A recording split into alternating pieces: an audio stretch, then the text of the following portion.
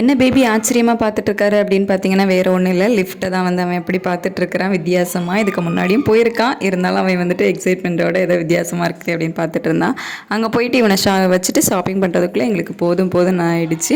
அவ்வளோ அட்டகாசம் பண்ணான். எப்போவுமே வந்து ட்ராலியில் உட்கார வச்சோம், ஏதாவது சாப்பிட கொடுத்து அப்படின்னா அப்படியே உட்காந்துப்பான். இந்த வாட்டி அப்படி இல்லை, கீழே இறக்கி விடு அப்படின்னு சொல்லிட்டு அங்கே இங்கேயா ஓடுறது, எல்லாத்தையும் எடுத்துகிட்டு வந்து ட்ராலியில் போடுறது. ஸோ இந்த மாதிரி பயங்கர அட்டகாசம். இவரை வச்சுட்டு எனக்கு ஷாப்பிங் பண்ணுறதுக்குள்ளே போதும் போதும்னு ஆயிடுச்சு. எப்போவுமே ஷாப்பிங் போனால் ஒரு நல்லா ரிலாக்ஸாக ஒரு தெரப்பி மாதிரி இருக்கும். பட் இந்த வாட்டி வந்து நேராக ஆப்போசிட்டாக அவ்வளோ டயர்டாக இருந்துச்சு. எது தேவையோ அதை வாங்காமல் தேவையில்லாததை வந்து அதிகமாக வாங்குற மாதிரி இருந்துச்சு. ஷாப்பிங் வந்து ஒரு திருப்தியாக இல்லை, எக்ஸ்ட்ரா நிறைய பொருட்கள் இந்த மாதிரி தேவையில்லாத பொருட்கள் தான் வந்து அதிகமாக வாங்கியிருக்கோம் அப்படிங்கிறது வீட்டுக்கு வந்த அப்புறம் தான் தெரிஞ்சுது.